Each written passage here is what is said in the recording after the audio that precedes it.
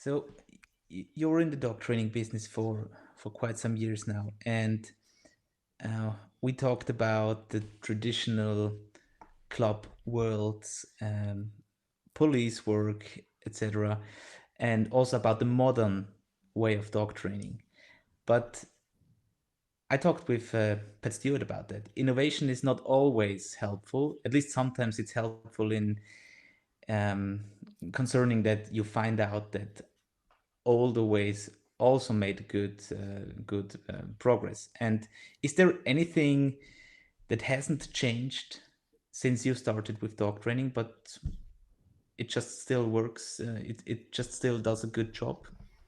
Well, of course, you're not going to change the core of how you can get along with a dog. And that's pretty easy. And in terms of either you're going to give him something or you're going to take something away from him or you're going to correct him. So, yeah, so I don't think you needed to be a scientist to understand that's how the animal operates. So, of Mm. course, it's going to be either food driven, it's going to be ball driven, or you're going to have to use tools.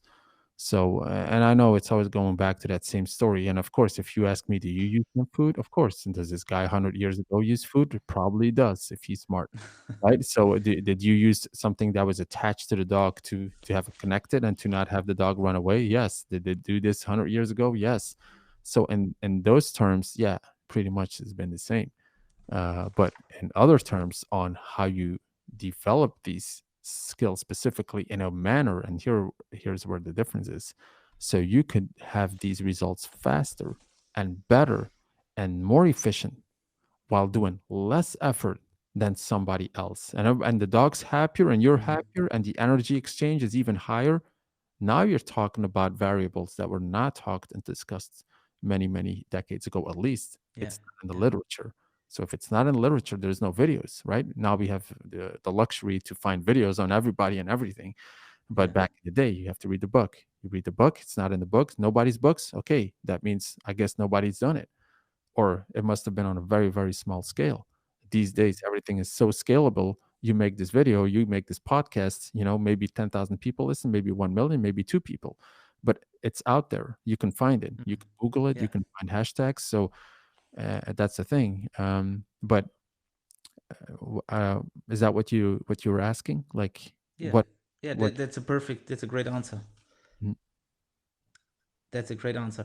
So, Nino, you have already even ran through some of the questions. I didn't even have to ask them, but your answers are great. So now we've come to the point of our keyword fast response game. So I will just throw some terms or short phrases at you, and I would ask you to answer them as fast as possible, intuitively, and and very short. So we would run through around six bullet points. wow. Are you ready?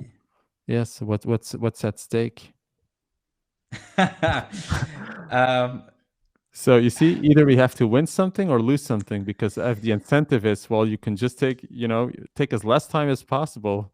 Well, maybe I'll I, take as much time as I, possible. I've Uh, the last keyword fast response game was this morning. I had mhm, Boki mhm, on the show, and he was fast. He was fast, mhm. but I don't. In this case, I would say there is nothing at stake. But it's always interesting to find out the fast responses Sure. compared to the longer and thoughtful answers. Yeah. So let's find out what is on your mind. Yeah. And the first, the first one, and somehow you already answered it, but let's do it again as a summary: talent versus discipline. Inherently connected if you want the performance. Great. Second one: essential trainer skills or That's skill. An essential essential trainer skill. movement. 100%. Look, I always say, if the dog can't move, let's say genetically, you had the best genetic dog possible, but he loses one paw. How are you ever going to prove it now? Mm. And same goes for you. So if you're disabled, for example, as a dog trainer, and you're into performance dogs, okay, I'm not talking service dogs. Of course, these people have done unbelievable jobs, to serve people with handicaps and stuff. So incredible. Truly respect this more than anything. But if you're looking performance, if you're looking, any competition style, whatever, and you can't move, there's nothing you can do. It's a Mm, serious problem. So yeah, movement, 100%, mm, both for you and the dog. Movement is the enabler of all talent. It's the enabler. Without it, great. you cannot expand in more skills. So movement. Great answer, but you lost points on this one. I took Too too long. long. Okay, next one. Development of breeding dogs. Development of breeding. Dogs. Development of breeding dogs. Problematic. Yes, problematic. Importance of sports in the working dog community. Less and less and less. And can I tell you why? Sure. Because the sequences have always ruled everybody's entire routine, everybody's philosophy. Everything was always about the sequence. And I'm tell you really honest, and I can tell you why, because one of my students has more followers than any of us. If you're talking 400,000 plus on YouTube, 5 million on TikTok, over 100,000 on Instagram. No dog trainer has this. And I generally can tell you that the majority of the people that are interested in working dog performances, they do not care if this is either PSA or this is IGP or this is KMPV. Nobody cares. Nobody cares. They want to see the performance, and the Mm, performance can be displayed in many forms, in many ways. And the days that we needed sport as our ultimate guide, because we have no creativity, we don't know what to train, please help us and give us a sequence. The sport is dead. The NVBK here, the traditional sport which we all love so much in Belgium, it's almost dead, and it'll continue to go on a decline. Same for the KMPV, same for all these great sports. It's going downhill. So does that mean but working dogs are less popular? Actually, no. They've never been this popular. Why? mhm, Because we have the exposure now. So, but the relevance of the dog sport, that does not imply I don't like sports at all. mm. I'm just telling you, the influence becomes less and less important. Very interesting. We will get back to this after the last bullet point. You have traveled the world. What was your favorite destination? Believe it or not, it was Alaska. It was All right. yeah, I was like, what am I going to do in Alaska? Too cold. And of course it was cold. So but I went in the summer, luckily it was still cold, but the nature is so violent, so rough. Mm, It's like you were driving back there, and I was thinking, if my car breaks down, there's nobody here, only wild animals. This is pitch black. This is crazy, crazy rough mm, environment. You go up 30 minutes by car, it's freezing to death. Snow. mm. It's like the valleys, oh, it's so overwhelming. If you've never been in this type of environment, for me, Europe, Belgium, there's Europe nothing is a really different violent thing. here. Yeah. So, Yeah. yeah, yeah, it's a very Maybe overwhelming. up north. Ah, Yeah, Alaska. That would be also one of my favorite destinations yeah, it's um, very unique. on the to do list. Yep. Great. So this has been it. And for the next guest, I will definitely think ahead to find a uh, what's at stake. um, your You gotta answers. give an award, right? Sure, sure, sure. Or maybe we should let our listeners do the rating Yeah. in the future. So Hmm. let's get back. So I don't mix things up. Talking about the development of breeding, and from what I've understood, of course, the sports world affects the breeding a lot. Yeah. Hmm. So how do you see this? Also with the NVPK or the KNPV, um, are the criteria of breeding dogs decreasing? Did we have higher quality dogs 20 years ago, 30 years ago? My opinion is yes, but the problem is you can't measure all this, because today you can bump it to the greatest dog that you've ever seen, and then you could say, well, what's the problem here? because I Mm. see a great dog in front of me. So they must have had great dogs before, because how else is this great dog here today? It's all the reaction chain of having a great dog to start with, and you just continue to breed with other great dogs, whatever. But the truth is what you just said is the sport is on its decline. The pool of genes where they used to be very selective is not so much anymore. So back in the day, also bad training was disguised by a very good dog. So they knew if this dog can go through this, the jumps and the pressure and the Mm. grip work and all that kind of stuff would tell you a lot about the dog. These days, people, of course, luckily also got a little bit better. So you can disguise some of the raw genetics that maybe lacked, or you enhance things by using better skills and stuff like that. So even if you use the sport as a genetic pool, it's still going to be hard then to find out. Then they're offering this champion to breed, but is this truly the dog that you want to breed? It might be the most Mm. popular dog to sell because everybody knows the name and everybody wants a piece of this dog because they've seen brilliance in its routine. That doesn't necessarily mean this is the best dog to breed.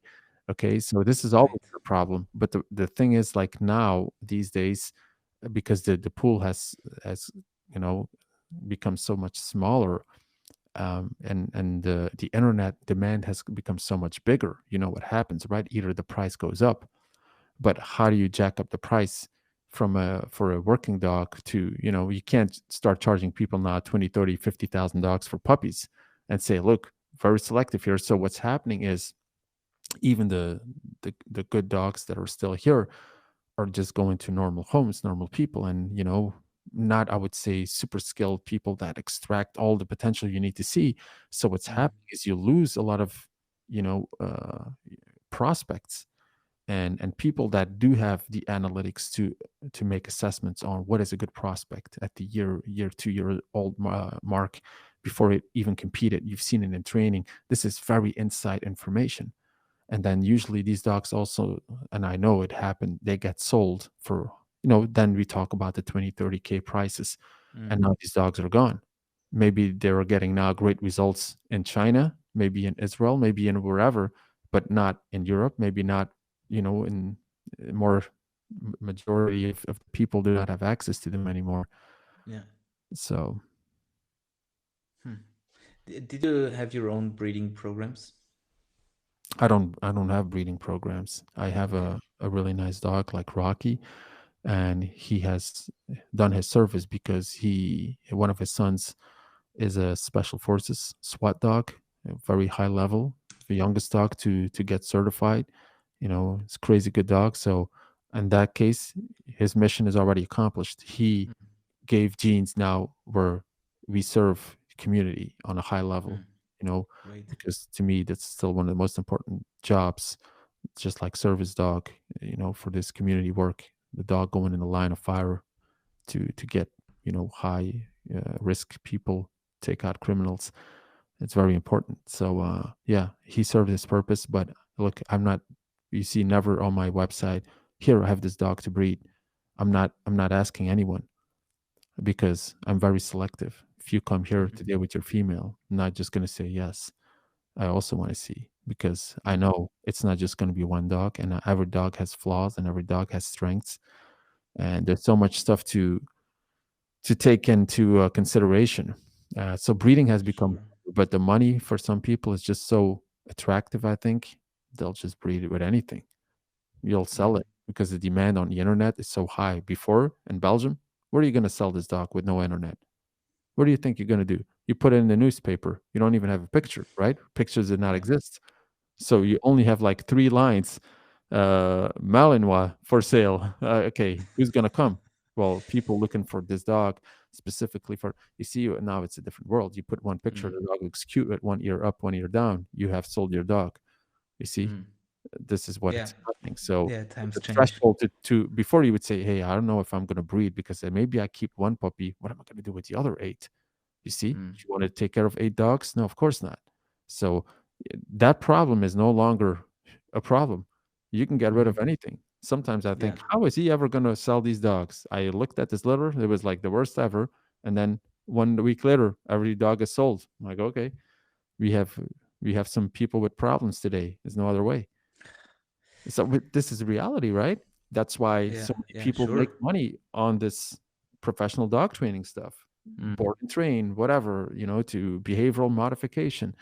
It's necessary. So it's good these people exist because there's many problems. But of course, ideally, we don't want these problems. Right? We want to start with true, creation. We want to start with a good vibe. We want to start with good genetics. But that's the thing. It's not the case. Not for any breed. All breeds have problems. All of them. If it's not health problems, it's behavior problems, it's issues. The brain goes crazy. Even the working dogs, they also have problems. sure, sure. So Yeah, and they we do you think can we say that we overbred them, or was it too little scientific aspects on in terms of the selection of genetics, etc., that we created? Because we have tests, we have mhm, health tests, for example. mhm. Dogs are getting X-rayed, the hips, the elbows, the shoulders, the back, etc. But we can't get rid of all the sicknesses. So, Yeah, but look, what's your opinion? my opinion is I actually had a great conversation about it with somebody. He said, "Oh, you have X-ray, X-ray." Look, I have X-ray because the police asked me. Before that, I don't know anybody had X-rays ever on his dog. In the circuit of the NVBK, is like the X-rays. Well, I don't know, but look at his dog jump. Look at his athletic performance. Look at Yeah. what he is capable of doing at the age of 6, 7, 8, 9 years old, still competing. Mm, Well, then the dog is going to be fit. So, and because those dogs, only the best dogs were used to breed, well, they give good genes. It's like survival of the fittest. It's like how you already mm, started, right? So the ones that had the best genes has the most chance to survive. And actually, if you look at it, the best dogs had the most chance to survive with the worst handlers, right? mm, mm, Yeah, and those dogs were bred and they were tough as nails and they were very strong frame dogs. So there were no problems, to be honest. Like the Malin was a poor man's dog. Pay mm, little, you get it for free. This dog would become 15 years old and not go to the vet once, not get any vaccines. So Belgium, man, this is talking mm, Belgium. No, mm, nobody went to the vet. Like this is all new. You mm, had this dog when my grandparents, whatever, they had this dog for free, never go to the vet, never sick, never nothing. So I think there is a problem these days every dog has allergies. These dog every day yeah, has intestine problems, there's digestion problems, there's nerve problems, there's more problems than I can count. yeah, So yeah, I think there's something happened, but hey, I don't know what. I'm not qualified, to be honest, to tell you what exactly, but this is my sense of how things have shifted. Before, nobody asked you x-rays. What x-rays? You know how expensive x-rays are for people? You're going to mm. put x-rays for dogs now. So you see where I'm going? And now Yeah, you it's a need good you point. need the x-rays because these dogs have never made a jump in their life. And then of course maybe their frame is a total wreck, and then you need to know, oh yes, we can't use this dog because his frame is like, but if you would have trained it, you probably would have known. So Yeah, yeah, yeah, you would have known, oh, right. dog's 2 years, he cannot do anything. So yeah, well, I wouldn't say that is the norm, but there's exceptions because very muscular dogs, they will disguise there is an Yeah, underlying frame problem, like a orthopedic problem. So of course, then you're unlucky and you will be happy you have your X-rays. So the people with all the X-rays sure. will be saying, "What does he know?" Of course, because we are X-rays now, we exclude dogs from breeding. It says, "All great, look, I'm fine," but let's not forget why you do them in the first place. If you're Mm, talking IGP jumps, would you it would be the same as me running in 16 seconds 100 meter and then comparing to Olympian level. Look, your dog jumps one hurdle 100 centimeters on grass. How is this now I mean criteria to define if your dog is athletic? I'm yeah, sorry, it's not. An A it's frame not. is not the pinnacle of athleticism for dogs, Mm, believe it or not. So some people will hate it, but this is the reality. mm, Same goes for the CAMPV. Sometimes they send me videos of the CAMPV. This dog jumps over a puddle. It's like an arm length big. Look, any dog can jump this. This is not like high discipline. So you see, you have to put things in perspective, and you have to be very critical on what you assess. You can't just say yes, of course it's elite because look at these dogs going to world champions and look at how fast they can jump. Look, these dogs could be crippled and jump 1 meter. No clue. Yeah, yeah, that's true. And still, it's the permission for breeding, at least in many countries. Yeah, yeah. So we already given the answers ourselves. The Mm, policy, the federations, the money in the pedigrees, all that kind of stuff. The NVBK is not recognized by the FCI. Why do you think yeah. that is? It's monopoly. The monopoly said FCI will only recognize one federation per country. So Mm, NVBK, I'm sorry, but we already have Saint Hubert, so you cannot come in. So your dogs hmm. are not official Accepted. dogs. Yeah. Mm, It's a money game, right? yeah, sure. So, but of course, now everybody knows in the whole FCI Malinois pedigrees, there's many, many NVBK dogs. Everybody knows. Oh, but now they have DNA testing. Yeah, yeah, of course. But the pedigree is already a false FCI pedigree to start with. So it doesn't matter if you have DNA testing. Like Mm, it's all a shit show, to be honest. yeah.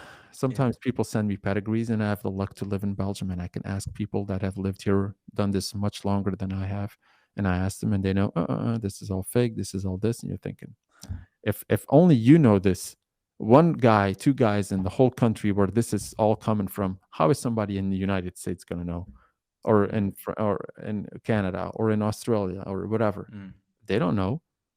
So that's where it already starts. So yeah. But the question is, would they care if the dog is healthy and energetic and drivey? Does it really matter about the pedigree? I guess the NVPK is similar to the KNPV. no, Like, not at all. no, No, no, no. no, no, But no. I mean, in terms of the quote I have in my head, they say papers don't bite, so they don't look for the fanciest pedigree. They, at least that's what I've learned. I'm far from being a nerd on pedigrees, etc. Well, But it here's makes the thing. sense. It makes sense if you're not looking for the most beautiful one, but for the one who has the skill set. Well, with all the respect for the KMPV, I don't think they're in a good position to talk about how to breed dogs. Okay. And the reason why is because if you create your own database, and it's a bunch of outcross, and what's the assessment on all these dogs? Was it PH1, whatever? Okay, I get it. Mm, But if I tell you right now, and let's just be very, very open and honest, if a dog which is a not elite Malinois, right? If you're talking about a Bouvier, or you're talking about any mm, other, not so standard breed, can win your championship, that says a lot about the standards of mm-hmm, PH1. Although I'm the last guy to say this is easy, nothing is easy, nothing is easy. But let's not also over exaggerate the PH1. I will actually tell you that there's not, I don't know any PH1, or I don't know any KMPV paper dog that has ever accomplished something significantly in the MVBK. And you could say, of course not, because they're from Holland and you're in Belgium. mm, Yes, but there's always a spin-off of dogs. If they're really, really that great, well, then Belgium people will go shopping and find KMPV dogs to perform in their program. It's just mm-hmm. how it is. And it never happened. Okay. So I mean, to me, these are indications that, okay, this is not watertight. First of all, if you're gonna start, messing around with all these different breeds and sizes these days, they have Malinois weighing, I don't know, 45 kilos, 50 kilos, and everybody's fine with this. I'm the last guy to say, okay, he can breed, but I mean, let's also not make this into, well, a freak show. Why is a Mm, Malinois not 50 kilos and everybody's proud of it? Look, if I buy a Malinois by standard, I'm looking for a 30-kilo dog, 32 kilos. It can be deployed in, elite forces, whatever. You're not looking for a 50-kilo dog, in my opinion. no. So, but if this is now the norm, everybody can do whatever they want based on drive, based on their assessment. I don't know if that's a long-term great plan for breeding. So Mm, maybe the quote sounds great. Papers don't bite. Yeah, of course. I agree with this. You have to look at the dog itself, but to look at this as now, well, the Dutch are be above anybody else, or mm, they're more advanced in their breeding just because they match everything and they try to see what works and they have a lot of drive. I've seen very, very high drive dogs that did not have other abilities that I think are very important also. But you see, then it becomes also a pissing contest. Nobody wants a pissing contest. You know what that means? Is like, mine's the baddest. No, mine is stronger. No, but yours Mm. cannot bite that good. Well, but mine at least has can retrieve metal. Yes, and if I took my dog off, my dog wants to come again, and my dog will see. These are kid stories. I don't like. Mm. We have to assess talents. So, and then again, we go to the definition. Now, what is talent? Well, talent is Mm. a combination of skills that you can apply and use simultaneously at all times, so you could do things better, faster, and more efficient than somebody else with less effort. Mm. Okay, same goes for the dog. So, how many skills can we teach a dog? Then let's define what skills you want to teach them first. Are you talking about jumping skills? You're talking about biting skills? You're talking about movement obedience skills? You're talking about focus skills? You see, so many skills now. Now, let's see Sure. which one can make the combination in stressful conditions. So now we can define who is the most talented dog, not the one-dimensional dog that we think, oh, look how tough he is. He just cracked somebody's arm, because it came in so wild and so good. Yes, this is one part of the overall skills that you're looking for, right? So let's not also be blind through this spectacular exercise and assume this is now the next best breeding prospect or whatever. You're going Mm. to come back very fast and realize it just doesn't work like that.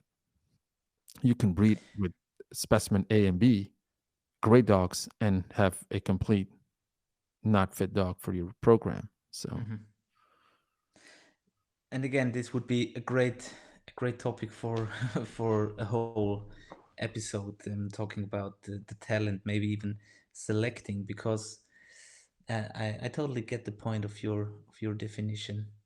I just think it's it's hard to rate. So how to find out if someone is, or someone or a dog is talented?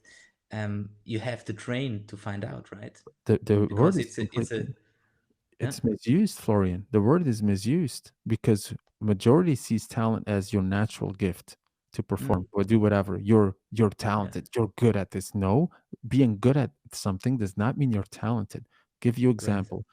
We both go to the police, right? As a police, and we spent 20 years at the police, 20 years, both 20 years, and you are very competent in what you do. You can go to any assignment and you can, make everything work. You make the filing. So you're a very extremely competent police officer. Okay. Then the next guy, how are you going to tell that this is a talented police officer? Well, we both do the same job after 20 years. We both Hmm. go and do this assignment. We both finish the filing. We both do great things. Okay, so what are you going to measure this now? How are you going to measure who is talented? So that's why it's important to understand the distinction between competent means that over time, by putting in a lot of repetitions, Yeah. experience, work, Of work. you Yeah. become competent, right? So from being not competent, so the first day you come in, you're not competent to be a police officer. You're not, just Mm, not. It's impossible. You have to learn all this new stuff, and then you have to get experience, whatever, and then you're competent. But then how do we make assessment or differentiation between this is a talented police officer? Well, there's the speed of learning. Yes. Then there's the amount mm, of effort this person had to do to accomplish the same results than you did. mm, So, and then there's all these skills being combined at the same time in stressful conditions that he can access at all times and you struggle with. But you both are competent for sure. But one guy is going to be talented and one guy is not. And this is the same thing you have to find out with dog handlers is who's going to be what is talent, right? So if you win the trophy, and I had actually in the ICP, I had a little discussion with somebody who was also a speaker. I said, at the end of the day, if you want to define yourself as great or whatever the conversation was, then what would it take for you to become great or amazing or whatever? And mhm, that's a legitimate question. You have to think about this and say, okay, this is what I want to do to define myself as great, amazing. Well, then if you're great or amazing, does that mean you're talented? Because let's say you win two titles, one title, and does that mean you're now the most talented? Or does that mean your dog is just the best? Or just you see, so what maybe you took 20 years to become the champion, 25 years. So you are very competent. Does not mean but what is it you're looking for? mhm, You're for the most talented dog, you're looking for the most talented handler, or you're looking for the most competent one. And there's a mm, huge difference. And also, if you're gonna select coaches, you're gonna select idols or you're gonna select role models. Are you looking for somebody who was extremely competent or somebody who was very talented? Because the route on how they became what they are is going to be very different. Mm-hmm. So that's why assessing, profiling, and analyzing what this talent consists of is the breakthrough. This is the holy grail in dog training now, in my opinion, because everything's been said and done about dogs. Look, if you bring in the best IGP trainer and today, and we bring him live and we have this discussion, say, Nino, why you do this with your hand? And I say, why you do this with your ball? Why do you move your foot like this in IPO? And he says, why do you move your 2 feet? And all discussion go back and forth. And at the end of the day, people will judge. I like his dog more than this dog or whatever. And Yeah. it basically becomes just a back and forth of how did you do this, and it's irrelevant. The question is, how do you give this skill to other people? So because we're not going to last here forever, how Yeah. do we pass this on so you can do the same with less effort even, or you can get the same results by understanding what you need to prioritize, what you need to develop, and what you need to be looking at from a perspective at the handler itself, so you can become more efficient in training your dog. And then Mm. let's do the same thing for the dog. And this is going to be the difference, and not the how to. You use a ball, I use a marker. You use a voice marker, I use the clicker. You use a Mm. foam ball, I use a tug. All right. You bite on jute, I bite on synthetic. All these, all these discussions in dog training are about this. My sport is better, and actually we just said my jump is higher, my jump is is Mm-hmm. is, is Mm-hmm. nastier, my courage takes more for this sport. Yes, yeah, you understand all this stuff, right? But No, I get the point. I get the point. It's great to talk to someone who really made some thoughts about it. And obviously, you bring along some in German we would say handfest, which means strong arguments, and it makes sense. And to be honest, I've had my, and sometimes it's difficult on how you define the terms like talent yeah, or grit or discipline. Um, but yeah, I yeah, think you just brought it on. Yeah, yeah, the that's terminology is very, very, very important. If we bring on anyone, like we join this conversation with anyone, and we would have a complete different perspective on what talent means, and what sure. competency means, and what skill means, Yeah. or what combination of skills means, like all this kind of stuff. Non-competent, more or less competent, very talented, less talented. You see, now we're throwing words, big Yeah. impact, but meaningless unless we first benchmark what it truly Mm. means. What Yeah. if I would reverse this now? I would be your interviewer. I would say, can you define the most talented dog trainer? How that would look? What is your perception of this? Do you see now a sport? Do you see a guy Hmm. doing 10 things? Do you see a circus handler, for example? Mm. Because he can manage 10 crazy little dogs and 10 big dogs, and then he can make them all do these things at the same time. You see, what is your definition of the most talented dog handler? Do you want to become a talented dog handler, or you want to become competent in a certain sport and win the trophy, or become talented in the sport and win the trophy faster than the other guy? You see? So then what is it? Now we're getting into the depth of the conversation. First, let's Hmm. benchmark what we talk about is the same. And then we can have a genuine discussion. Okay, I agree with this or I don't agree with this. What are you Mm. basing yourself on? What are the parameters? What is your foundation to prove this, for example? Is this arbitrary? Is this proven? Is this what results did you get with this? So you see, we have to start working now with the stuff that we've done, that we find out about this. And I tell you that there's a lot to learn about people to develop talents. Like, let's leave dogs out for a second. Hmm. And Hmm. if you want to find the best possible way to develop a new skill, this is psychology. And then later comes the how. Later comes the motor skills, fine motor skills, gross motor skills, Mm. your cognitive skills, social skills, aesthetic skills, um, all this stuff, right? Now it becomes holistic. But in the end, let's first define what we're looking after, what we want, and then we can set out a plan. This is how this works. Dog training is based on your current status of skills Right. and competencies. Same for the dog. Now let's build. Everything else, you can watch 20 seminars. You get some tips here, you get some tips here, but you really don't understand why these guys keep winning all the trophies and you're not. I'm trying to do the same. I'm in his club. I try to look at him all the time. I've been in clubs where people were high level champions. And some people, they looked to this guy 20 years and they could not do it. And they see him do it. Does that mean they have no hands? They're not working? Yes, Yeah, but there's you see, but it's almost some like, oh well, of course, it doesn't mean because you're not talented, so the other guy's more talented. Yes, but what skills then is he using that the other guy doesn't have? Can we at least define these? Why he is winning and this guy is not? Because they're both showing up, they both have passion, they both have discipline, they both have focus, they both have the same genetic dog. He even uses the same dog as the same, he used the offspring of this guy, whatever. And still they stagnate very fast. This guy always wins, wins, wins, wins, stacking wins. This is something we really have to get to the bottom of. This mm. don't just take, oh well, he's more gifted than you. That's not the answer. Why is the Olympian that I train with, why is he better than me? I train just as much as him.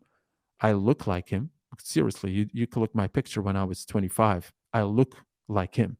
My legs, my everything looks like him. I'm just as tall as him. I'm explosive. I'm everything. Why is he running always faster than I am? We're talking tenths of a second, right? Why? Okay, now we have to look into slow motion. Now you have to look into depth, plyometrics, psychology. What's influencing this performance here? And now all of a sudden it's a little bit more skills. It's so many things here. Now it Yeah, become now it becomes high level, right? Because you want to understand mm. why you are not hitting the mark. And the higher the level gets, well, the more sources you need, the more professionals you need to think, okay, what's happening here? Why is Usain Bolt winning everything? Why is he making everybody else look so bad? How is this possible? Yeah, It's but I think as you mentioned, it gets holistic because there are so many parts um, that play their parts in the whole game. It's of course it's talent, it's discipline, it's genetics, obviously. yeah. And do you know the book? For sure, you know the Power of Habits. I Who wrote it? Let me check. His family name is Hahnemann, I believe. There I have it. Daniel Kahneman. No, I sorry, don't. it's not. No, it's a different one. Uh, I'm reading and I'm listening to books, so sometimes I really mix it up. Yeah. Uh, one was The Power of Habits by Charles Duhigg, Right. and it's a great one to listen to. Mhm.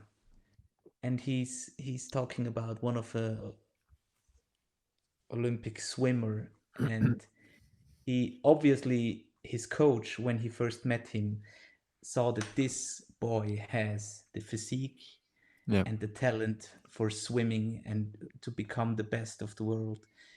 And in the end, he was right. But what made the difference between all the other swimmers is what it was creating habits that just made a big difference. Not targeting the swimming itself, but it was targeting the whole preparation, the daily Yeah. routine, um, and of course, or obviously, this plays or it has a high impact on the end performance. So it's the whole preparation that goes ahead of the performance of a runner or a swimmer. And in the contest, it might take a few minutes only. But yeah, for me, and I have very little knowledge about psychology. I didn't study it or whatever. So, but I think there's so many parts that we still don't understand. Yeah, and that it's because we don't understand them. We break them down as motor skills for dogs. Yeah, No, seriously, that's what happens. It's sure. oh, where's my how to? Where's my step by Yeah, step? In all yeah, honesty, I use the term step by step sometimes in yeah, in creating the content because if I talk about all this holistic stuff like in my introduction, people will go, what is going on here? This is I can't comprehend what he says. So I say step by step, but it's what people like to hear is a step by step. But if you think about it, step by step with a dog, it's a very individual process. And the dog is also mm, very individual. So it actually can be step by step because, everybody's level is different. Everybody's dog's reaction is different. So yeah. That's true. by definition, it has to be already very interactive because you need to ask me questions like, hey, but I tried this and that's not working, so we have to make assessments, right? So there's got to be multiple dogs on this program, there's got to be multiple type of handlers on this program, because else how are we going to benchmark what's going to work and what's going to be a potential problem?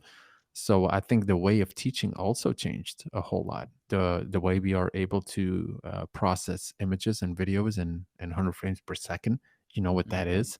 Before something happened, it's like, huh, that was, I don't know what that was, but yeah, you can look at 100 times, you never see it until you see Mm. 120 frames per second in super slow motion Sure. close up. Ooh, now you see things. Now you consciously see, oh, here's where he's doing something that I did not see.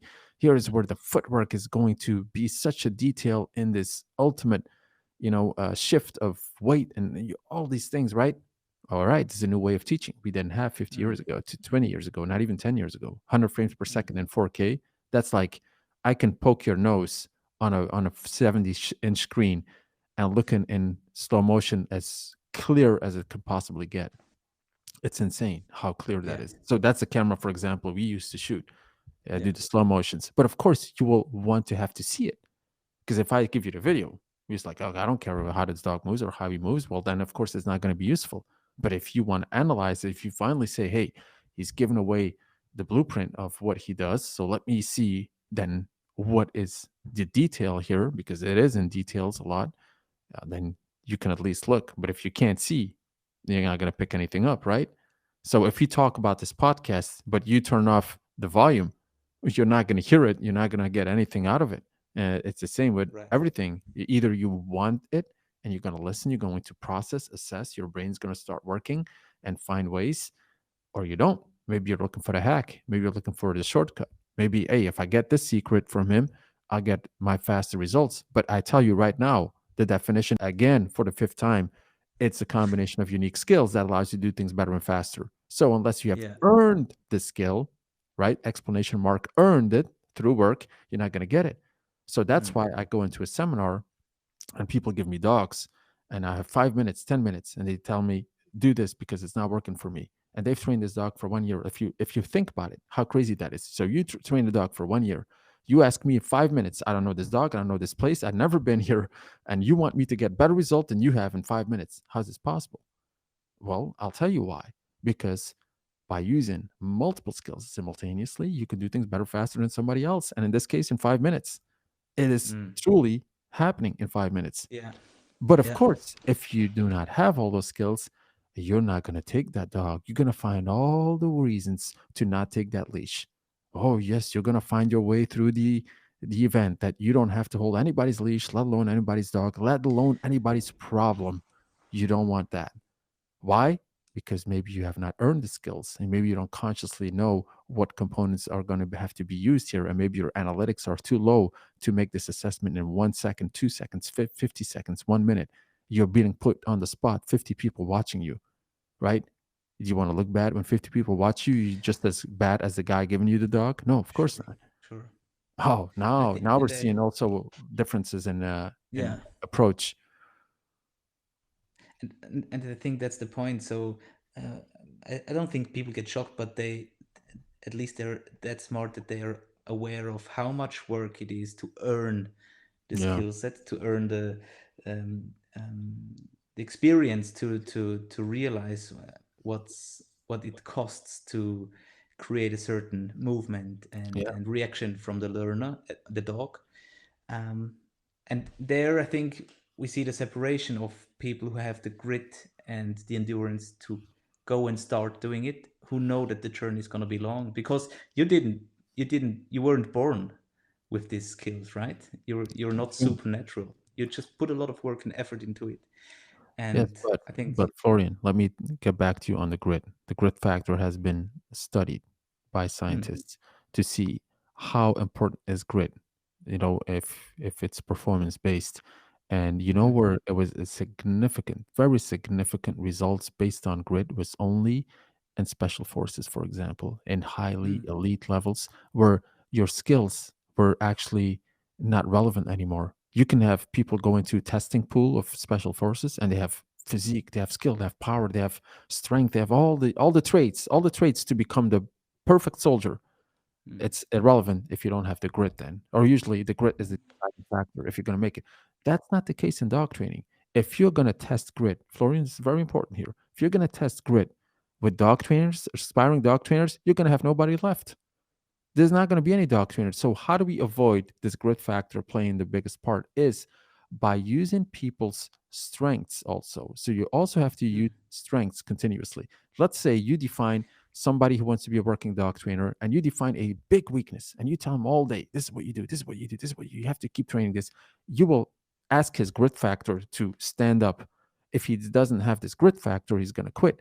But the problem is you're and dog trainers, you can't consistently be looking for high grit factors because this is something not as trivial as we just named it. Grit Sure. factor is But like basically is strength, can strength be used now interchangeably with talent, or is there, do you define no. it differently again? I'm The talking about. strengths in dog trainers. Yes, well, and strength, pure physically. Let's say you have done the lift work, you have done the cardio Mm, work. okay. You have the Okay. traits, like the Yeah. traits to Yeah. become a great soldier Okay. physically. But having the traits itself is not going to get you through special forces. We know they're going to test you Sure. to see the grit, to see if you don't want to be there anymore. Are you staying? Are you choosing to stay if you can go? And we make it so hard on you. This is your grit factor, and this is Mm. something that not a lot of people have. That's why there's a reason there's only so many special forces Understandably. elite Yeah. soldiers.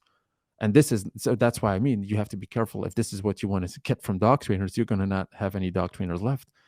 So if you make it so hard, if you make the skill so unattainable that they have to use their grit to get through it, well, that basically you punish them for their weakness, and you say, do it again, do it again, do it, show me again. All right, you quit, you go. This is not the way to go, because if you want to be like strengthen people, you have to always use their strengths. But how do you define their strengths? Is by Mm. making an assessment. Making an assessment from ground zero. How do you make this assessment? Well, that's where STS Canine comes in and helps you make this Mm. assessment. But it's only useful if you have your vision ready. If you just come in looking for the hack and I give you an assessment, you're still going to ask me the same question. Where's my hack? Where's my food? When do I stop using the food? When I stop using the leash? When I stop using this? When I get my freestyle healing? When I get my prance? When you see when? Look, take it easy here. This is Mm. a journey. This is not a 10-day path you're going to walk. This is a 6-month path, 12-month path. Okay? So take it easy. Sit down, assess. Look, people go Acceptable. into my MVPs, my highest class, Mm-hmm. 700 videos. You can't just rush in, see 700 videos, and then say the next day, I'm ready. What do you mean you're No, ready? it's a process. Yeah. Yeah. Yeah. So that's the thing, because of the internet, the swipe culture, swipe, Mm. swipe to the left, swipe to the right. This is what it is. People don't see it as a why. Dog training also consists of multiple skills. But I don't even want to listen what skills. I just want the result with the dog. Well, good luck to you. See. Wow. You did your homework. Yeah. I really enjoyed it, listening to these minutes, and I hope you still have some more time left for Look, some more I can questions. do this all day, every day, I believe because so. this is my I told you from the beginning, this is what I do. Yeah. This is Great. what I live for. This is what I wake up for. This is my mission. So, Nice. Very impressive. I really enjoy this. So, Nino, back to the catalog of questions I've prepared. sure. Um, and I'm curious about this one. This is about your person. What was one of the biggest mistakes you did in dog training? Hmm. That's a hard question, really. See, because there's so many mistakes that I make, but like you're talking minor mistakes, big mistakes. Maybe it was a I small mistake, but with a major impact on how well, you treated things in future. yeah, maybe the biggest mistake was the biggest mistake was because I'm very technical, right? If you look at my videos, you'll see it's all has to be Mm. technical. But I think a lot of competition is one, also with having great cardio, which I did not always prepare. So it's not because you do your routine twice a week or twice a day, I mean, that you have great cardio, stamina for the dog. So I think this is something I underestimated. Now here on the MVP, we also had great champion Christian Fleischer. I don't know if you've heard of him. Very special guy. You should interview him. he's Mm. like he's a one Wow, in a million. good to know. Really, What's yeah, his name? Christian Fleischer. So yeah, Okay. he also did a chapter on my MVP on how he became a world champion, and I was so impressed with it. And I told him, and I talked to him, and he talked about his routine, and I knew right then. I said, not in a million years I would beat you. The way you train and what I do, there's no way. Even though I am technically better than Christian, I mean, and I can tell that why, because I've seen it myself. Like, Mm, the coordination of the body, the movement, the way I can perfect movement into the dog, but it's not going to win me that title.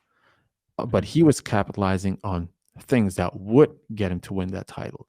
So, and mm, it's that, that mistake that I would make in over compensating with, technique and stuff like that, and doing it in a certain way that he would have the competitive edge all the time, because his dog would be way more prepared to do a routine in 30 minutes in blistering heat, and mhm. still, you know do everything perfect. So it has to do with a combination of things, and I think that's a mistake that when I was competing, I overlooked. I didn't think of this, how That's much a of an impact this would have. that's a great point, I think. And it doesn't depend on what you're doing, but as soon as it gets to the possibility of having to do it a longer time for a service dog or Yeah, every dog that you can't definitely know is the task going to be 10 minutes or 3 hours. yeah, Um, oh, this is yeah, something like, to prepare for. yeah, Wow. Good absolutely, yeah. one. Good one. We haven't had this so far.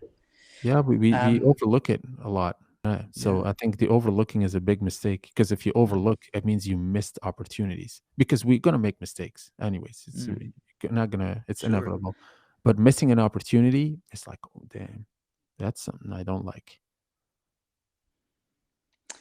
Yeah.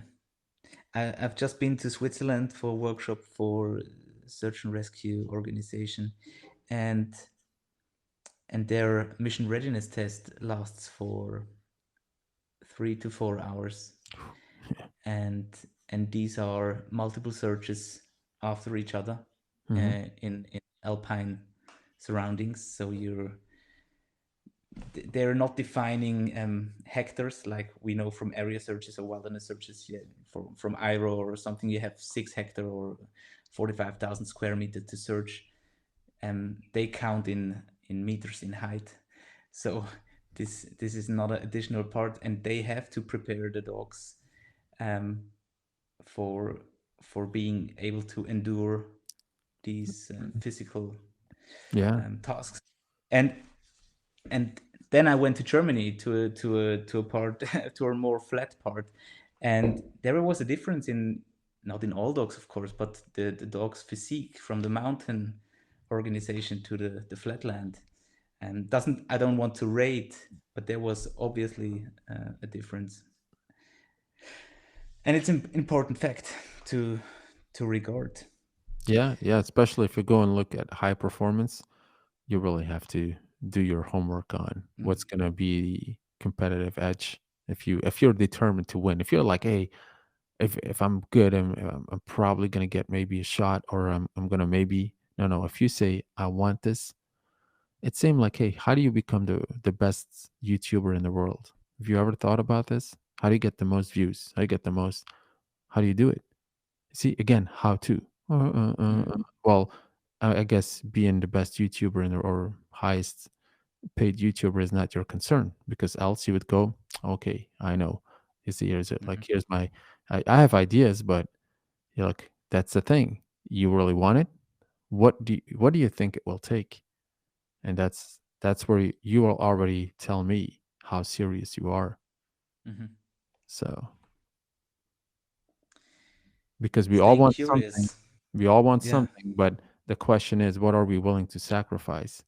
Mm, Everybody wants muscles, of right. course. I don't know anybody that says, no, I want fat belly. Of course, if I can have a choice, I'll take the muscles. But of course, the effort for muscles or the effort for a fat belly is very different, Mm, right? One is pleasure and one other one is effort. sacrifice. Yes, when Yeah. everybody's enjoying something, you know, tasty, you're eating, very plain stuff, whatever. So yeah, it's a sacrifice that people don't want to do. You sacrifice sleep also if you train dogs. It's all day. I mean, all day, every day you sacrifice rest because this dog has to come on. This is like 365. He can't take vacation. He cannot call you up and say, "It's good, man. You can sleep in today.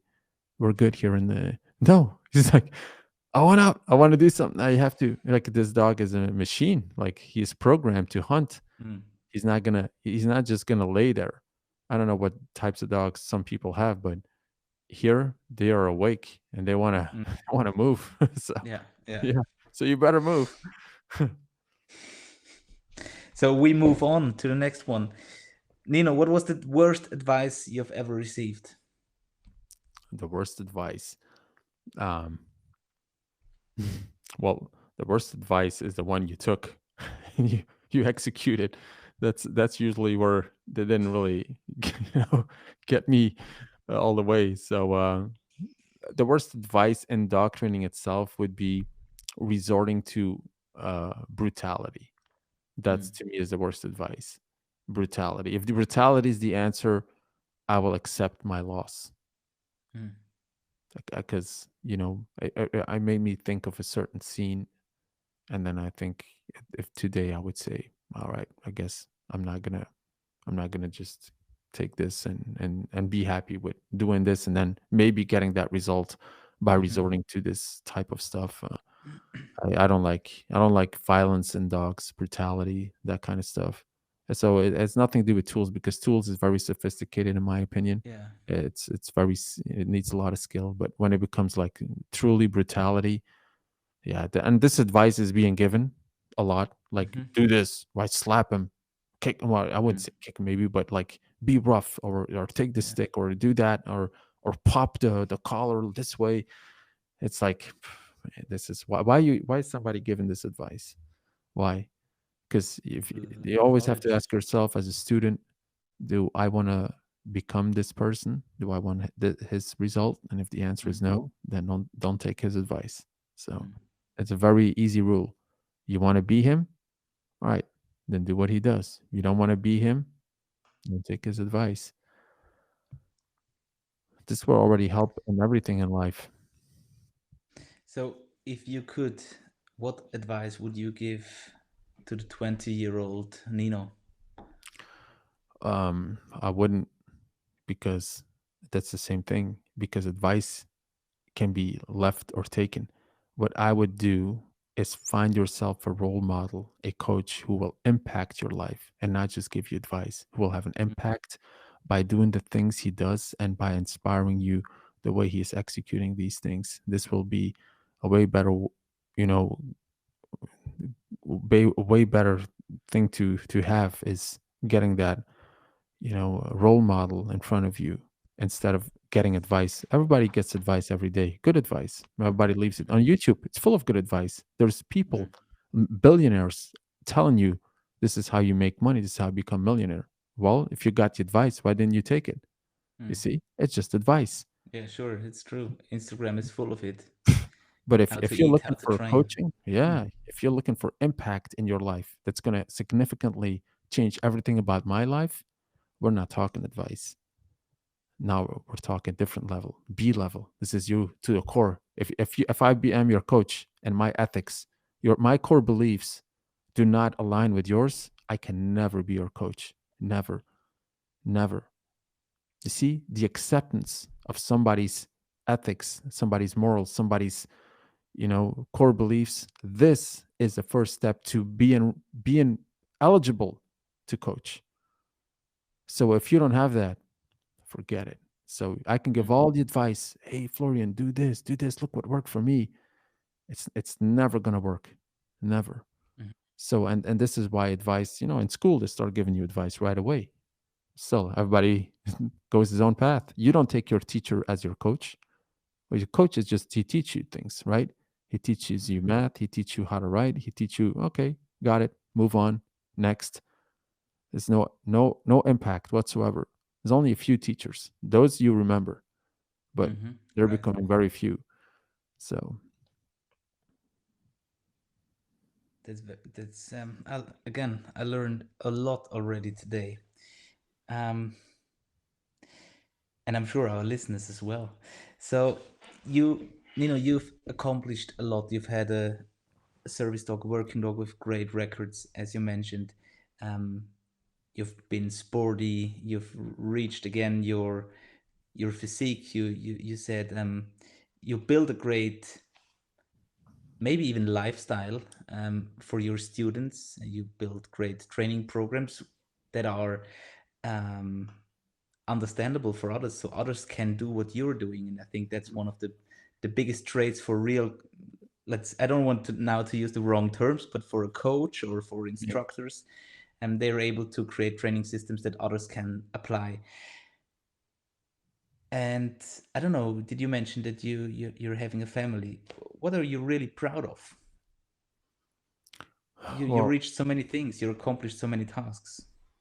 well, What really makes you proud? I'm proud to be happy. What makes me also unhappy? If you, this is a maybe hard to understand. So it's to accomplish a goal is one thing, and then you could be happy, but I'm still unhappy because I have so many other things that I did not achieve. And this Mm, so I could be happy being unhappy. This is what I'm actually happy about, that to me I don't need anything anymore.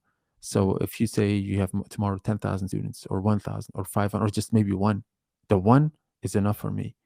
If I could spend my time, if I do one-on-one here at my house, I forget about everything else, it's also good. So because I say you can only judge if you need something if you have it. Let's say you have let's say money. People sometimes say, yeah, money doesn't make happy. Well, I'll ask you, do you have money? Yes. Yeah, well, then how much do you have, so you can judge, genuinely judge if it doesn't make you happy. Okay, I have 50,000. Okay, well, maybe 100,000, maybe 1 million. Maybe how much money would you need? Well, you think this is going to make me happy, then make this money and then judge. It's the same with the physique. It's the same with the dog performance.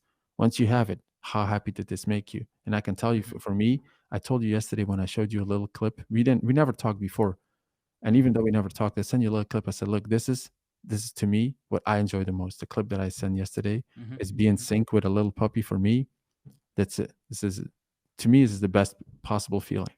A puppy that wants to be in the game. I don't force him. I don't tell him. It's not like, oh yes, but you lure. But the dog wants to do this. He, even when he is fed, he's still coming forward. He's still coming like, hey, yeah, hey, hey, I want to do this, because we can no longer have the dog be a predator. We can't just put him in the woods and say, hey, bye bye, you live your life, mm, you're good. No, he needs to be attached to. He's domesticated. He needs to be attached to his handler. So the handler, what best possible life can you give a dog where he chooses to then say, hey, the work is the worth. So the mm, work instills the worth. It's also one of the quotes that I love. You have something now which has value because you put work in this, both of you. And because the dog sees this as value. Now this value exceeds anything, money, having success, anything.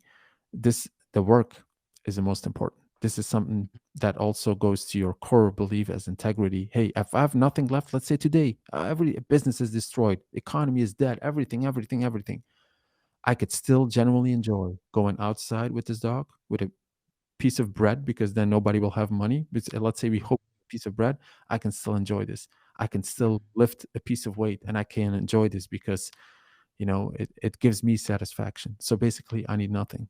Really, I mm, still wear the same clothes as I wore 10 years ago. As yeah, it doesn't change anything. Having mm, 1,000 students or 100 students or 50,000 students, if we can help more people, great. But it's not going to change the mission. So I'm mm, happy with that. That I've already have impact on people's life today, even if it's just one guy, two guys, 10 guys. That's great. My mission was I want to be a coach, a best possible coach, mm, because I knew what it took from me to become a good trainer, handler, canine handler, instructor. So now I made, like you said, many mistakes, and now I can learn from this and give this trade to other people, and great. they've shown it that they can do even better than me. I I I don't know whom I've got this quote from. I think it was Liver King. I also found him on Instagram, and he said, don't try to be like me, you will fail. Try to be the best version of yourself that you can be. And actually, I don't I think that's a good one, because before you said, find an idol that you can follow, and I think that's a good one. But maybe we shouldn't try to copy that version. Mm. Um, to try to be the best version that we can be.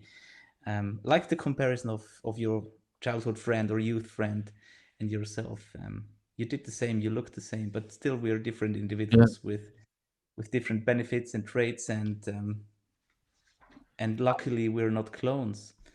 Yes, So but look, if you look into this depth of this, be the best version of you. Well, let's say there's a lot of limits of what mm, your talent does to you, your skill development. So I think it's not always easy to find what skill is suitable for you, what which you learn fast, and then it's easier than to say, "Oh, just be the best version of yourself," because you're whatever you do is great and it's only going to get better. But for some I, people, having a I strong yeah. relation to that model of what they want to see, it can be helpful if things are not going their way and if they have to revert to themselves. Well, better version of me. And then let's say in the early days you look at yourself and like, but there is nothing really to improve from now on that I can look into the mirror and be proud of. So you need that external. It's what we call in psychology the outside inside, right? So the Mm, outside is your inspiration, is your whatever you are wanting to obtain, and then you revert to the inside and you ask yourself, how do I become him or her? mm, The new psychology or the better approach would be inside out. So basically a little bit of what the quote says, but you understand your own traits, your own talents, your own energy level, and then you have your vision, your ambitions, and you understand what it will take from you to become that, right? But in order to do that, we must first know how to assess ourselves and talents. mm, And this also takes maturity and time and maybe coaching. Because if you ask anybody and say, what are your talents? What are your traits? What are your core beliefs? What are your ethics? What for young people, this might be, oh, wait a second here. So mm, they're not sure yet. They haven't find their ways. So for them, outside, inside is something they can relate better to than inside, outside movement. So this is a for common sure. mistake we make when we want to achieve things is we focus so much on what they have, and then the first thing we ask them, what do we do to get what he has? And the problem is if you don't have those internal traits yet, you're never going to get what he has, you see. So but it usually starts that way. It starts with seeing something, what you want to obtain, what you want to acquire. And then if you do your work, if you read, if you know, if you gain knowledge and stuff like that, then you will be able to make right assessments. And by making these right assessments, now you can design your vision, your ultimate goal within what you can possibly do. Because let's say if I would have kept telling myself, you're going to be Olympian, you're going to be Olympian, you're going to be Olympian, it's not going to work. So I had to assess. But before somebody could come in and say, the first day, you see this guy, how fast he runs? Now let me see you. Just be focused on you, man. You're not going to be him. This would not Mm, have been a good way to go. I was too young. I would have mm, probably thought, well, then I guess I'm a nobody, a loser. I'm a, mm, yeah, you see, so it, I think both ways, right? yeah, A little bit, yeah, depending yeah. on the situation, the age, the experience, the Sure, ambition. sure, for sure. And also on the receiver. So as we had the not the issue but the topic with the understanding of terms, it really depends on what the receiver does with the information. um, if it sounds limiting, so if I hear, or if I would say to myself, I'm trying to be the best version of myself, I wouldn't see the limits. You know what I mean? So Yeah. I would describe myself, for example, as quite restless, not unhappy, but knowing that I could do better. So this is something that keeps me driving, and or that drives me along. But of course, not everyone would have this attitude. So, Yeah, as you you're said, this you're in the is next a stage. big difference. Yeah. You're in the next stage. So for you, it's very normal. If you look at a 13-year-old kid right? Troubled kid, doesn't get good grades, plays video games all day, doesn't work. I have nothing, no ethics whatsoever. You tell this guy, hey, be the best version of you, be the better Sure. version of me. Well, what version? There is not no It version yet. takes guidance. Yeah, Yeah, it takes absolutely. guidance to a Yeah. certain point, no Mhm. Yeah. doubt. Um, Nino, we've almost reached the end, and I have something for my guests that you will answer a question, or I hope you will answer, but I'm sure you would. That my last guest asked, and the guest who is asking the question never knows who is the next one on the show. So Boki this morning prepared a question, and now I will read it to you. I'm curious on the answer, and after that, I would be happy if you could ask the next question for my next random guest. Hmm. So this is Boki's question. Do you know? Have you met him? Do you know him? Boki Damis. And what does he do exactly?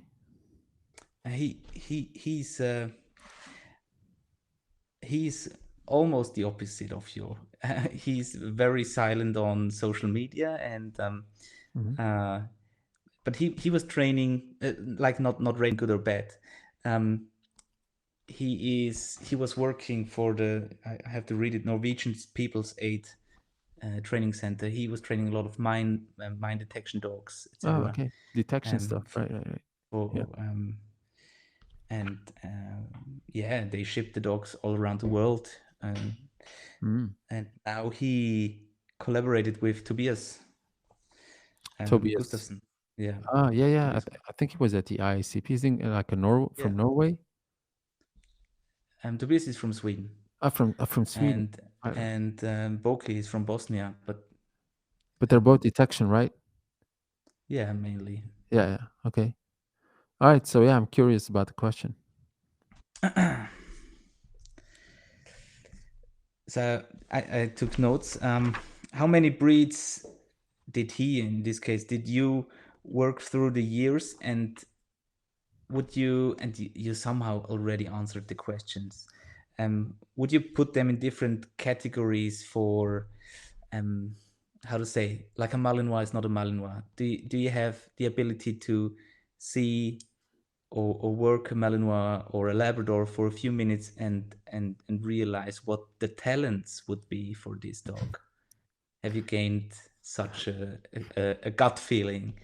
Yeah, it was my core business. Yeah, so this is what I do all the time. Yeah. Is when I travel, I get this. I have to make assessments, and of course you have to judge your assessment because they're gonna put you on the spot, like because there's always a limit to talking the talk. At some point, they're gonna have to make you walk the walk, and seminars are a great way to go in there, and you have to walk every single walk because these people bring multiple breeds, crazy, good, bad, worse, nervous, afraid, bold, aggressive. Mm, It's you don't know. It's like the biggest surprise ever. You go to an event, you always have this, imagination of how things are going to be. It's always different. So mm, it's kind of cool actually. So, but yeah, how many breeds that I worked in? If I would include all those people giving me those dogs, countless. I don't know, maybe 50, 30. mm. I don't know, something like that. I've seen Nice. so many breeds that some of them I can't even recall what they were. So, but the So majority would be shepherds, of course. Those are the ones I've worked with sure. the most. Mm.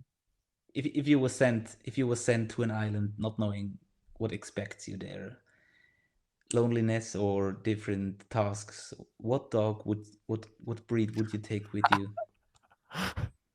I already had an evil thought. I was thinking about a very fat big dog. So if I can't catch anything, maybe You I can can eat eat him. it.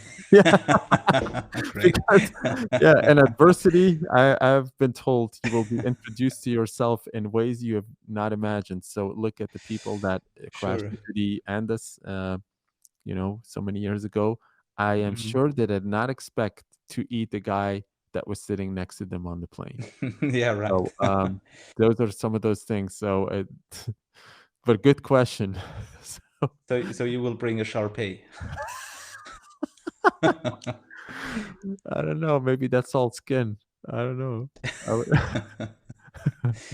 Oh, that's cruel to say because, like, that would be definitely the last thing I do. I probably die before I do it because I couldn't kill a chicken, to be honest. Hmm. Um, yeah, so that's just a joke, actually. All right, Nino. So, not knowing whom I would be interviewing next, Mhm.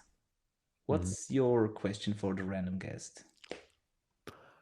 Oh, my question would be, if you're on the mic and somebody's asking you questions, so somebody's interviewing you, what message do you want to bring out? What is it, the one thing that you want people to remember that you Mhm. wanted to tell? And I think in this case, because I didn't, like I told you, I want an unscripted talk with you. I don't want your questions. I don't want any of this.